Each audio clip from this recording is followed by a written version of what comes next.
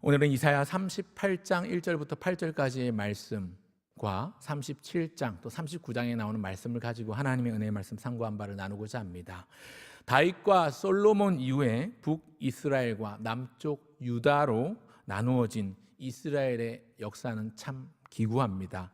나라를 다스렸던 대부분의 왕들은 하나님 보시기에 악한 길로 행했고, 그래서 무서운 하나님의 경고와 심판을 받아야만 했습니다. 하지만 그 가운데서 마치 가뭄에 콩나듯이 아주 가끔씩 하나님의 뜻에 부합하는 선한 왕도 있었습니다. 그림을 한번 보여주시길 바랍니다. 그림을 한번 보여주시면요, 우리 앞에 나온 그림이 왕들의 그림인데요, 가운데를 기준으로 여러분 보실 때 왼쪽 편에 있는 까만 옷을 입고 있는 왕들이 북이스라엘의 왕들입니다. 하나같이 시커먼 옷을 입고 표정이 안 좋습니다. 화가 난 표정을 하고 있지요. 북이스라엘의 왕들은 하나같이 여호와 보시기에 악한 왕이었습니다. 그 여로보암의 길로 행한 왕들이었다고 성경은 평가하고 있습니다. 그에 반해서 오른쪽 편에 있는 왕들은 빨간 옷과 파란 옷이 섞여 있는데요, 빨간 옷의 왕들은, 자, 얼굴 표정을 보시고 한번 답해 보시기 바랍니다. 악한 왕일까요? 선한 왕일까요? 악한 왕입니다. 파란 옷을 입은 왕들은 상대적으로 표정이 스마일, 웃고 있지요. 여호와 보시기에 선을 행했기 때문에, 하나님을 기쁘시게 하는 왕이었기 때문에 그렇습니다. 그 가운데 오늘 함께 생각해 볼 왕의 모습이 히스기야인데요, 히스기야는 유다의 13대 왕입니다. 여러분 보실 때 오른쪽 표에서 파란색 옷을 입고 있는, 가운데에서 세 번째 줄에 있는, 위에서 세 번째 줄에 있는, 가운데 세 번째에 있는 왕입니다. 그가 29년을 유다를 치리하고 통치하며 다스렸던 왕입니다. 이제 그림을 없애주셔도 되겠습니다.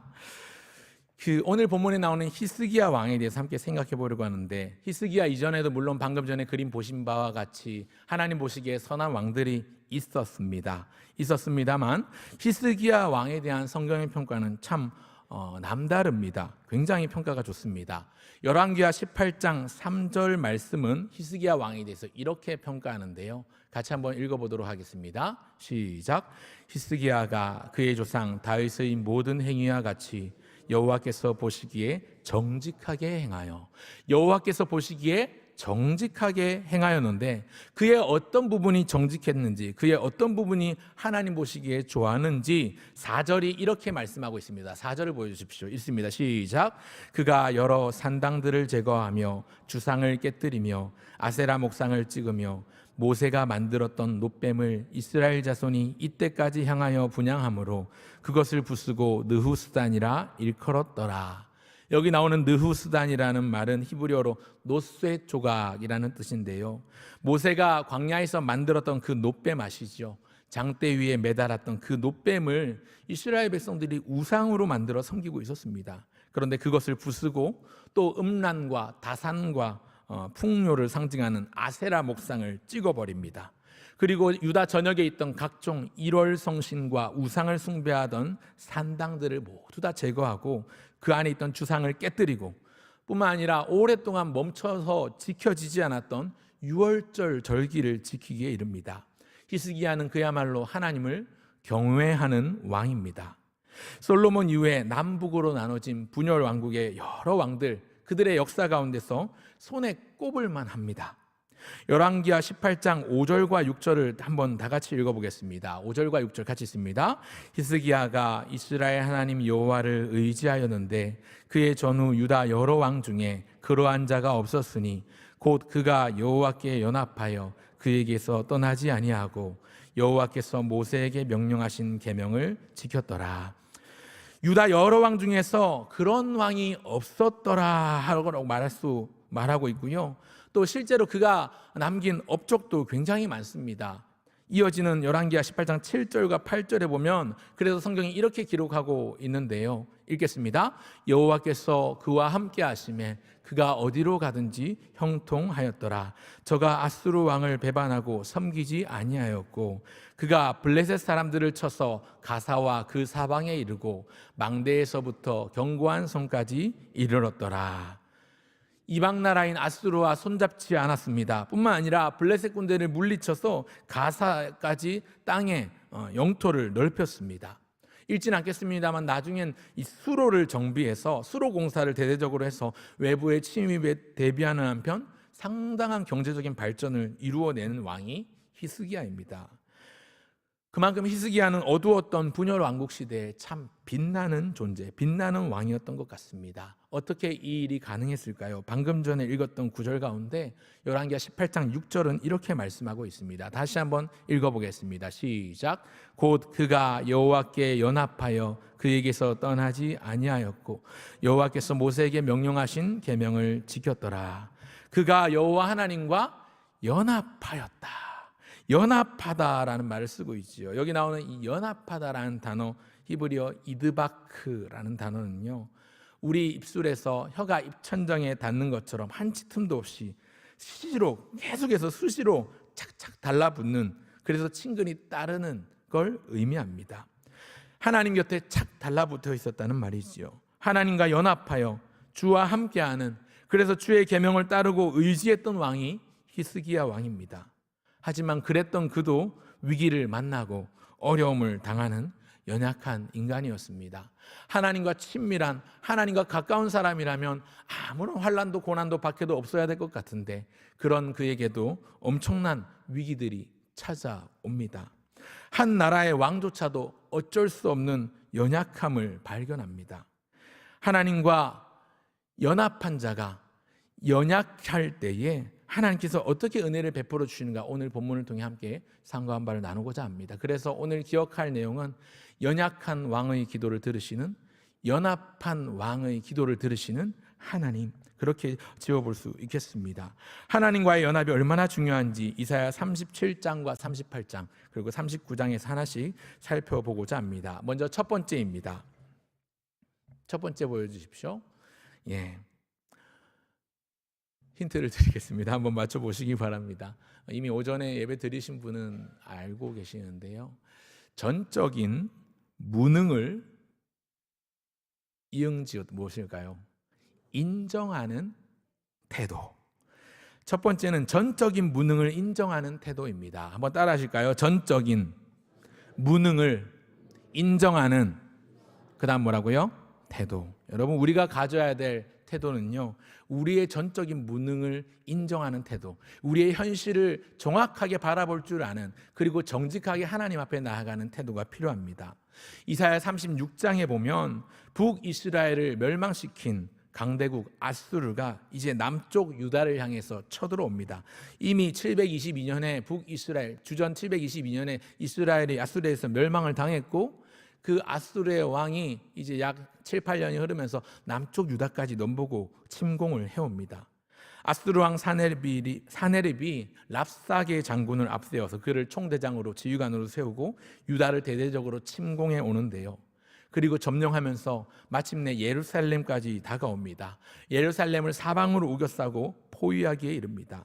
이 아수르의 총대장 랍사게가 예루살렘으로 편지를 계속 보냅니다. 협박하고 조롱하고 회유하는 그 내용들이 참 기가 찹니다.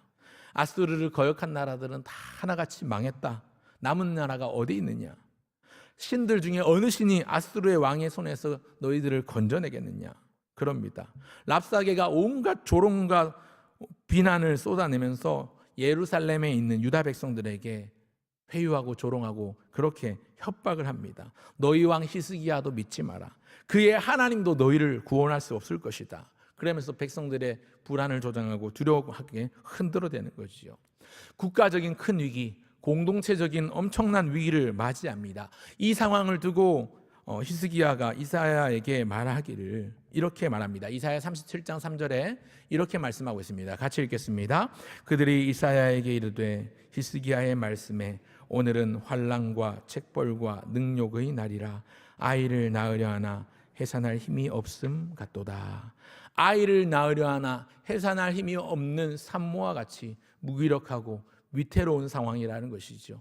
아이를 낳으려고 하는데 산모가 힘이 없을 때 산모도 위험하지만 뱃속의 아이도 위험합니다. 지금 유다의 상황이 그러와 같다는 것입니다. 지금 히스기야가 머물고 있는 예루살렘의 상황이 그와 같다는 것이지요. 예루살렘에 사는 백성들과 병사들이 두려워 떨 때에 이 하나님께 연합한 왕, 연약했던 히스기야가 보인 행동은 두 가지입니다. 먼저는 하나님의 사람 선지자 이사야에게 기도를 부탁하고요, 두 번째는 자기도 하나님의 전으로 올라가더라는 것입니다. 벼랑 끝에 몰린 히스기야 왕이 하나님 앞에 랍사게에서 받은 그 조롱 섞인 회유의 편지를 들고서 그 하나님 앞에 나아가 그것을 펴놓고 간절히 매달려 기도합니다. 그랬더니 놀랍도록 하나님께서 일하십니다. 그 내용이 37장 35절과 36절에 나오는데요, 저녁 시간이신데 좀 졸리시죠? 함께 소리내서 같이 한번 읽어보겠습니다. 시작. 대저 내가 나를 위하여 내 종 다윗을 위하여 이 성을 보호하며 구원하리라 하셨나이다 하니라. 여호와의 사자가 나가서 아수르 진중에서 18만 5천인을 쳤으므로 아침에 일찍이 일어나 본즉 시체뿐이라. 놀라운 일이 일어났습니다. 하나님께서 예루살렘 성을 구원하셨습니다. 예루살렘 성을 사방으로 포위하고 에워쌌던 아수르의 군대 20만 명이나 되는 그 군대 18만 5천 명이 하루아침에 순식간에 시체로 변했습니다. 송장이 되어버렸습니다. 이사야 37장 37절과 38절에 보니까 여기서 끝난 정도가 아니고 이렇게 말씀하고 있습니다. 제가 읽겠습니다. 이에 아수르의 사네립 왕이 떠나 돌아가서 니느웨에 거주하더니 자기 신 니스로그의 신전에서 경배할 때에 그의 아들 아드람멜렉과 사레셀이 그를 칼로 죽이고 아라라 땅으로 도망하였으므로 그의 아들 에사라돈이 이어 왕이 되니라. 이스라엘, 이 예루살렘을 침공했던 사네립이요, 니느웨로 도망을 쳐서 퇴각을 하는데요, 그리고 자기가 섬기는 우상신전 니스록의 신전에 제사하러 갔는데 그 아들들이 자기를 죽여버립니다. 하나님께서 기세등등하던 사네립을 완전히 심판하신 것이지요. 앞이 막막했던 국가적인 위기 앞에서, 공동체적인 어려움 앞에서 왕은 하나님 앞에 나아가서 자기의 전적인 무능함을 인정한 결과였습니다. 히스기야가 기도한 내용을 한번 살펴보겠습니다. 37장 16절부터 20절까지인데 조금 길지만 같이 한번 소리내서 읽어보겠습니다. 시작. 그룹 사이에 계신 이스라엘 하나님 만군의 여호와여, 주는 천하만국의 유일하신 하나님이시라. 주께서 천지를 만드셨나이다. 여호와여 귀를 기울여 들으시옵소서. 여호와여 눈을 뜨고 보시옵소서. 사네립이 사람을 보내어 살아계시는 하나님을 회방한 모든 말을 들으시옵소서. 여호와여 아수르 왕들이 과연 열국과 그들의 땅을 황폐하게 하였고 그들의 신들을 불에 던졌사오나 그들은 신이 아니라 사람의 손으로 만든 것일 뿐이요 나무와 돌이라.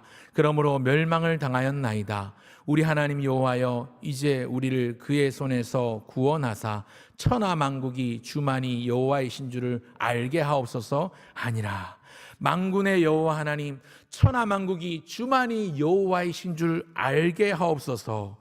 하나님 아버지, 유일하신 하나님, 귀로 들으시고 눈으로 보옵소서. 살아계시는 하나님, 저 이방인들이 살아계신 하나님을 모욕하고 있는데 천하만국이 주만 하나님이신 줄을 알게 하옵소서. 주만 여호와이신 줄을 알게 하옵소서. 우리는 우리의 손으로 우리를 구원할 길이 없다고 하나님 앞에 항복하고 손을 들어 기도하는 것이지요. 이런 왕의 태도, 여러분 사실은요, 한 나라의 왕이지 않습니까? 왕이면 한번 자존심을 내세울 법도 합니다. 말씀드린 것처럼 히스기야는 그래도 업적과 공로가 많은 하나님 보시기에 선한 왕이었지 않습니까? 하나님께서 한번 싸워볼 만도 한데 이게 힘 주시면 내가 한번 맞서보리라 할 수도 있을 것 같은데, 객기를 부려볼 수도 있을 것 같습니다. 그래도 악년에 한가닥 했던 잘 나가던 왕이었는데요, 우상도 제거하고 멈춰졌던 유월절도 지키고 모든 아세라를 파쇄하고 산당들을 제거하고 주상을 찍어 없앴던 그런 개혁을 단행했던 왕이었는데, 그러나 왕은 현실을 직시하고 정확하게 철저하게 자기를 인정하면서 하나님의 은혜를 구했습니다. 여러분, 히스기야가 믿음이 좋아서, 그래서 그가 기도했기 때문에, 히스기야가 잘했기 때문에, 그가 공로가 많고 업적이 많아서 하나님께서 은혜를 베푸셔서 이 아수르 군대를 물리쳐 주셨을까요? 이사야 37장 35절은 이렇게 말씀합니다. 한번 주의해서 다시 한번 읽어보겠습니다. 시작. 대저 내가 나를 위하여 내 종 다윗을 위하여 이 성을 보호하며 구원하리라 하셨나이다 하니라.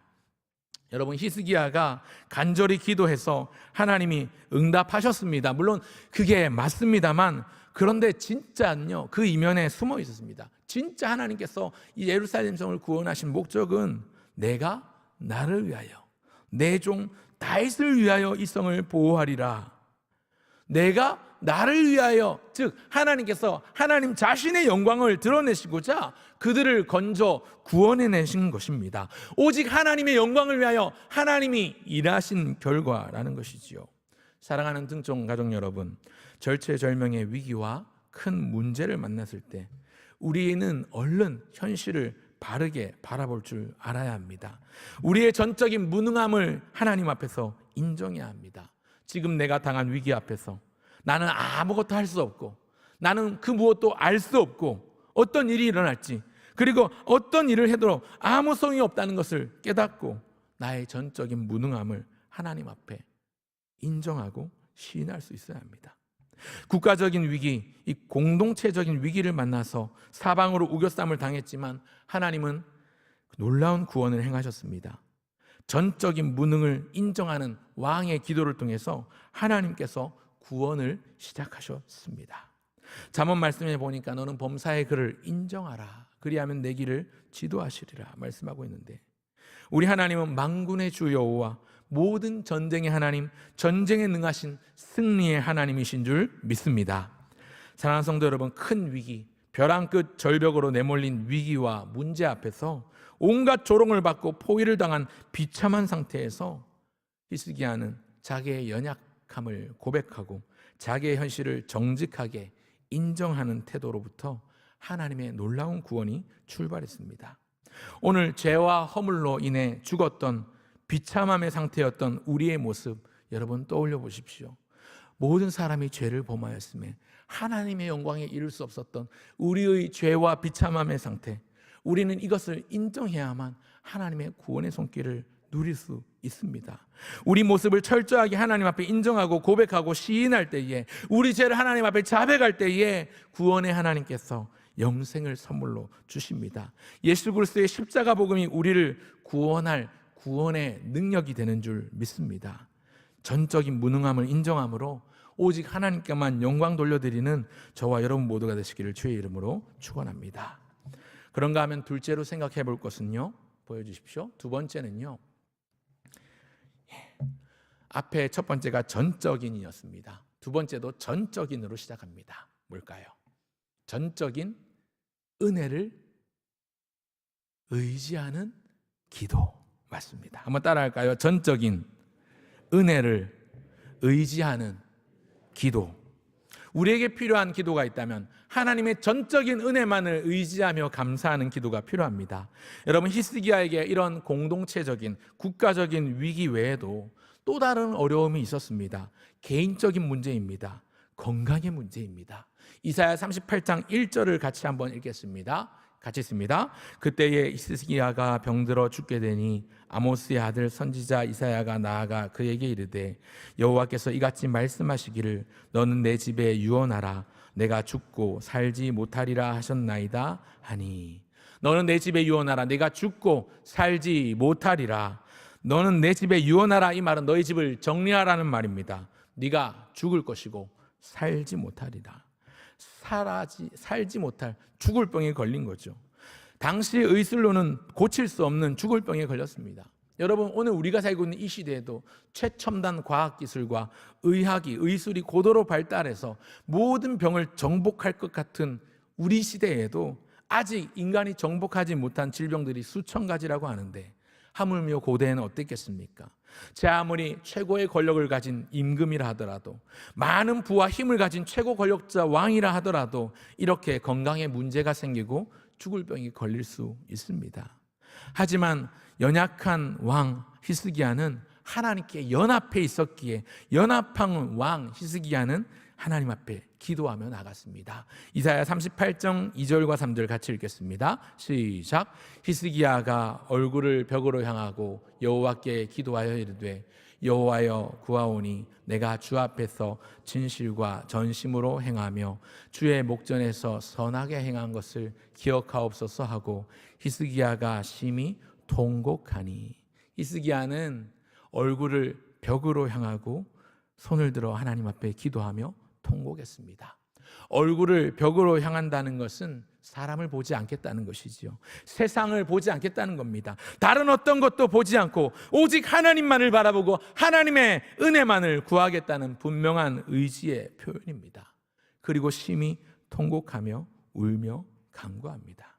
그랬더니 하나님께서 놀라운 일을 이루시고 응답하십니다. 그 다음 구절 이사야 38장 5절과 6절 같이 한번 읽겠습니다. 시작. 너는 가서 히스기야에게 이르기를 내 조상 다윗의 하나님 여호와께서 이같이 말씀하시기를 내가 내 기도를 들었고 내 눈물을 보았노라. 내가 내 수 안에 15년을 더하고 너와 이 성을 아수르 왕의 손에서 건져내겠고 내가 또 이 성을 보호하리라. 하나님이 선지자 이사야를 통해서 응답하십니다. 내가 너의 기도를 들었다. 내가 너의 눈물을 보았다. 내가 너를 낫게 하리라. 내가 너와 이 성을 아수르의 손에서 건져내겠고 또 이 성을 보호하겠다. 그렇게 말씀하십니다. 사랑하는 성도 여러분, 오늘 설교 제목 벼랑 끝 왕의 기도 뒤에 글자가 두 글자가 더 있지요. 롬곡이라는 단어가 붙어 있습니다. 글자 한번 띄워주시겠습니까? 이게 뭔지 궁금하시지요? 그냥 봐서는 롬곡인데 롬곡이 뭘까? 무슨 벼랑이니까 계곡 이름이 롬곡인가 했는데 글자를 뒤집어서 읽어보시기 바랍니다. 이렇게 뒤집어서 읽어보시면 무슨 글자가 되죠? 눈물입니다. 눈물. 히스기야 왕이 하나님 앞에 눈물로 통곡하며 나갔습니다. 됐습니다. 히스기야 왕이 하나님 앞에 진심으로 정직하게 통곡하며 눈물로 나아갔을 때 하나님은 그의 기도를 외면치 않으시고 응답하셨습니다. 사랑하는 성도 여러분, 아수르가 예루살렘 성을 사방으로 우겨싸고 포위하는 이런 공동체적인 국가적인 위기와 또 히스기야 개인적으로 죽을 병에 걸려서 죽고 살지 못할 병에 걸린 그 순간에도 하나님은 그의 기도를 들으시고 은혜를 베풀어 주셨습니다. 다시 말씀드립니다만 히스기야가 잘나서 그런 게 아닙니다. 뭔가를 해서 그런 게 아닙니다.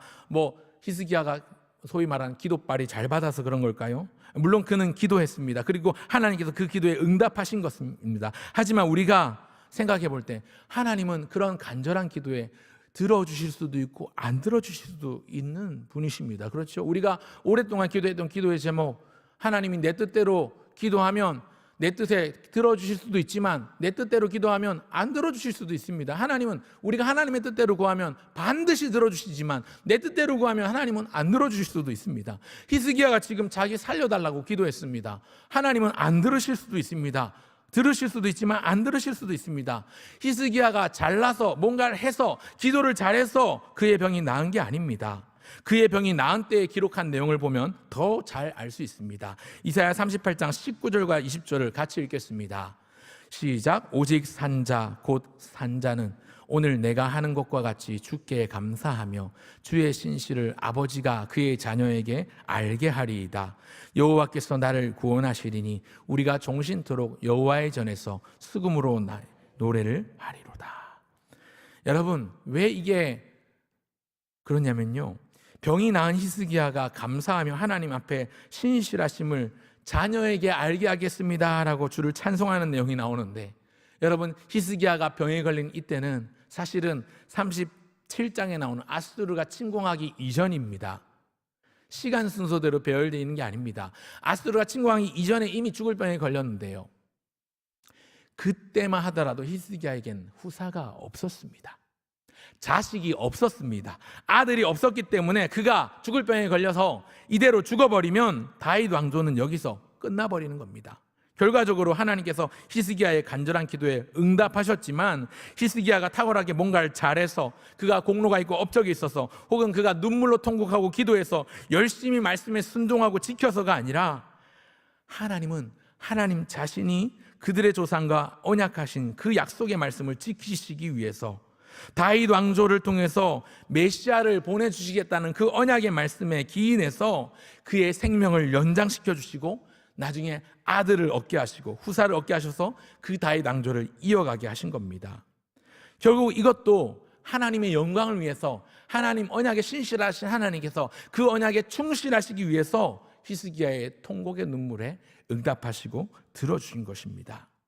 저는 하나님과 연합한 이 히스기야의 기도의 모습에서 큰 도전을 받습니다. 여러분, 우리에게 고통이 찾아오고 아픔이 찾아오고 인생의 어려움이 몰려오고 또 공동체적인 집안의 문제, 회사의 문제, 직장의 문제, 학교의 문제, 이런 큰 문제들이 생겨날 때 우리가 가장 먼저 보여야 될 행동은요, 내 통장 잔고를 확인하고 보험회사에 연락하고 온갖 지인들을 다 동원해서, 나의 인맥들을 다 동원해서 뭔가 도움받을 길을 찾는 것이 아니라 가장 먼저 주님 앞에 나아가 기도하는 것, 가장 먼저 주님께 연합되는 것, 주님 안에 거하며 주님 안에 찰싹 붙어 있는 것, 나 자신의 전적인 무능함을 인정하고 주님의 전적인 은혜만을 의지하고 구하는 것입니다.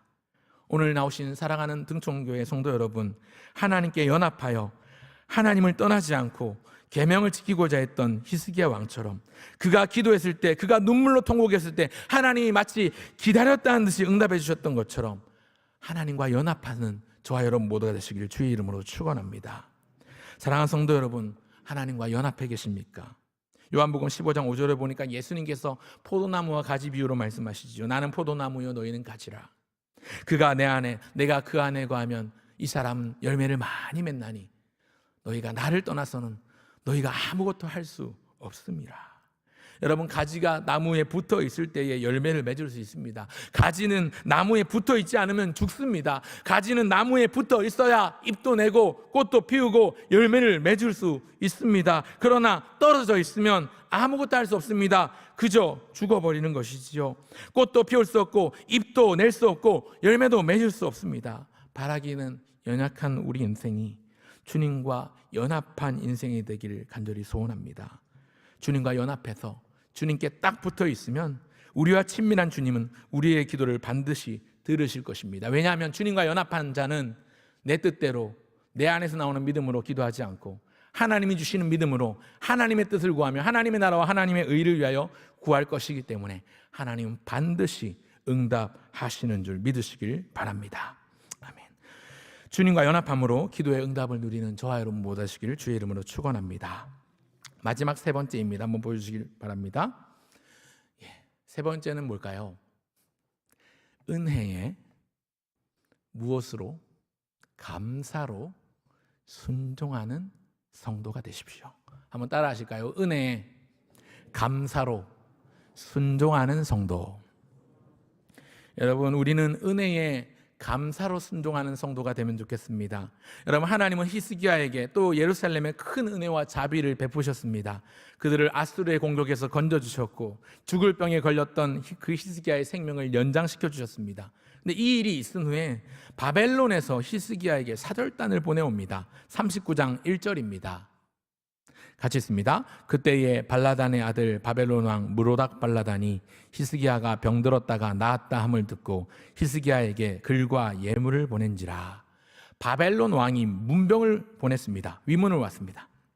2절에 보니까 히스기야가 사자들로 말미암아 기뻐하였다라고 나오는데, 아수르가 아니라 바벨론입니다. 바벨론의 사절단, 사자들이 왔을 때 히스기야가 그들로 인해 기뻐했다고 합니다. 하나님을 인해 기뻐해야 될 히스기야가 적국 사람을 보고 기뻐합니다. 조금 이상해졌지요. 그러면서 히스기야가 유다 나라에 있는 보물창고와 무기고의 모든 소유들을 다 그들에게 열어 보여줍니다. 자랑하는 거지요. 이게 문제입니다. 당시 바벨론 나라는 아수르보다 늦게 출발했던 신흥 강대국으로 막 부상하고 있던 시기였습니다. 아수르는 막 전성기가 끝나고 예루살렘을 침공했다가 20만 명이 18만 5천 명이 하루아침에 죽고 퇴각해서 이 사네립이 죽고 에살핫돈이 왕이 되면서 점점 쇠퇴기를 걸어가는데 그 아수르를 무너뜨리는 나라가 바벨론이 되는데요. 이때만 하더라도 바벨론은 아직 역사의 전면에 등장하는 강대국이었다기보다는 막 신흥 강대국이 되기 시작한 나라였습니다. 그런데 그 나라의 사절단이 유다를 방문했습니다. 명분상으로는 위문이고 문병인데 다른 나라 손잡지 않고 있다는 걸 재확인하고 그냥 정탐을 보낸 거죠. 이 본문을, 이 사건을 역대하 32장 24절과 25절은 이렇게 기록하고 있습니다. 함께 읽겠습니다. 그때에 히스기야가 병들어 죽게 되었으므로 여호와께 기도하매 여호와께서 그에게 대답하시고 또 이적을 보이셨으나 히스기야가 마음이 교만하여 그 받은 은혜를 보답하지 아니하므로 진노가 그와 유다와 예루살렘에 내리게 되었더니, 히스기야가 마음이 교만하여 그 받은 은혜를 보답하지 아니하므로, 히스기야가 마음이 교만했다고 말씀하고 있습니다. 여러분, 히스기야는 놀라운 하나님의 은혜를 받았습니다. 그 은혜를 그러나 금방 까먹고 잊어버리고 망각해버렸습니다. 25절에 히스기야가 마음이 교만하여 그 받은 은혜를 보답하지 아니하므로, 받은 은혜를 보답하지 아니하였다고 성경이 기록하고 있죠. 교만해졌습니다. 하나님과 연합하여 딱 붙어있던 히스기야가 떨어졌습니다. 멀어졌습니다. 그래서 자기를 찾아온 바벨론 사자들이 인하여 기뻐합니다. 이로 인해 선지자 이사야가 히스기야를 책망하고 예언합니다. 이사야 39장 6절에 이렇게 말씀합니다. 보라, 날이 이르리니 내 집에 있는 모든 소유와 내 조상들이 오늘까지 쌓아둔 것이 모두 바벨론으로 옮김바되고 남을 것이 없으리라. 여호와의 말이니라. 결국 남유다는 나중에 바벨론에 의해서 멸망을 당하고 포로로 끌려가게 되죠. 이 예언이 성취되고 맙니다. 하나님께서 아수르를 물리쳐 주셨고 그가 죽을 병도 낫게 하셨는데, 그가 교만함으로 하나님께 감사하지 않아서, 하나님 은혜에 보답하지 않아서, 하나님과 연합해 있다가 하나님과 떨어지면서 결국 바벨론에 사로잡혀 끌려가게 될 심판의 말씀을 듣게 되는 것입니다. 사랑하는 성도 여러분, 오늘 우리가 히스기야와 같은 모습은 아닙니까? 우리가 힘든 일을 당하고 어려움을 당하면 기도합니다.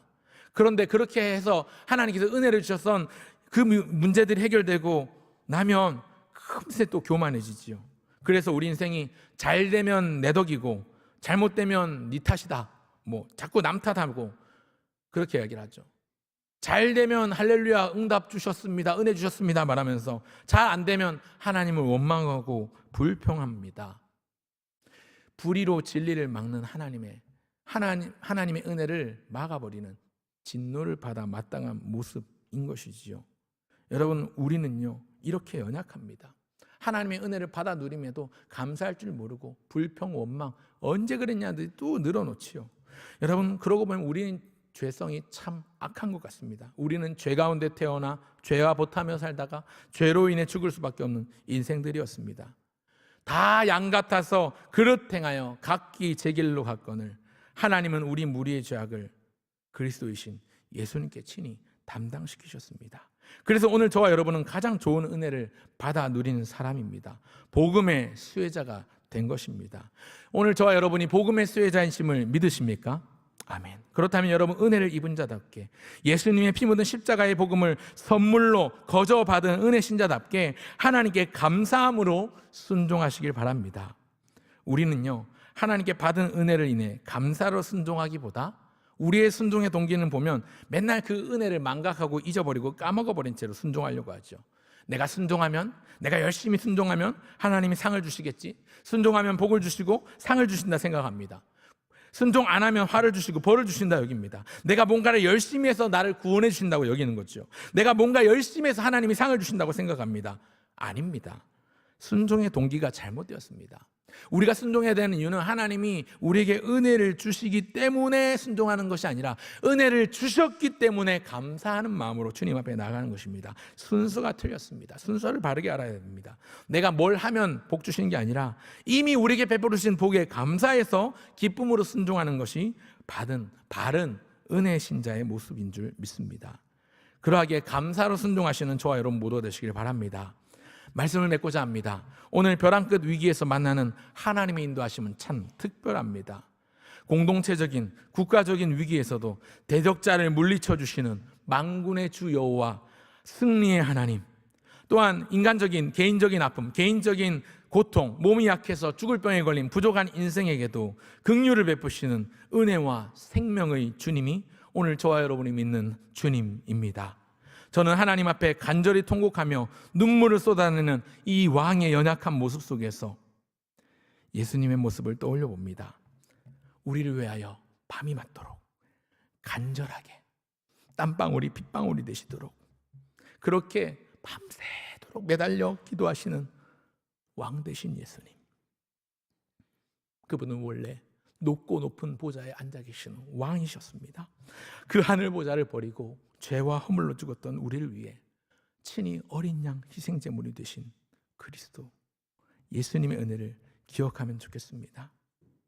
여러분, 히스기야는요 실패한 왕입니다. 다시 말씀드립니다. 여러분, 히스기야는 실패한 왕입니다. 많은 목사님들이 히스기야의 공과에 대해서 과는 얘기하지 않고 공을 얘기하면서 자꾸만 모범설교만 하시죠. 그런데 여러분, 따지고 보면 히스기야는요 실패한 왕이에요. 구약시대 인간왕은 다 하나같이 실패했습니다. 하나님을 잘 섬겼던 왕들도 결국은 실패했습니다. 결국은 실패해서 그들의 길로 갔습니다. 그런 실패를 끝내시고자 하나님께서 이 땅에 오셨습니다. 예수님, 그는 근본 하나님의 본체시나 하나님과 동등됨을 취할 것으로 여기지 아니하시고 오히려 종의 형체 인간의 몸으로 이 땅 가운데 오셔서 가장 낮고 천한 것으로 오셔서 놀라운 일을 이루셨습니다. 어떤 일을 이루셨습니까? 그는 우리의 화평이신지라 둘로 하나를 만드사 중간에 막힌 담, 그 죄의 담을 자기 육체로 하시고 우리를 위하여 십자가에 달리시고 살 찢으시고 물과 피를 쏟으신 그 예수님의 은혜, 그 예수님의 희생, 그 예수님의 놀라운 은혜의 사역들, 실패를 끝내시고자 하나님께서 이루신 놀라운 사역들입니다.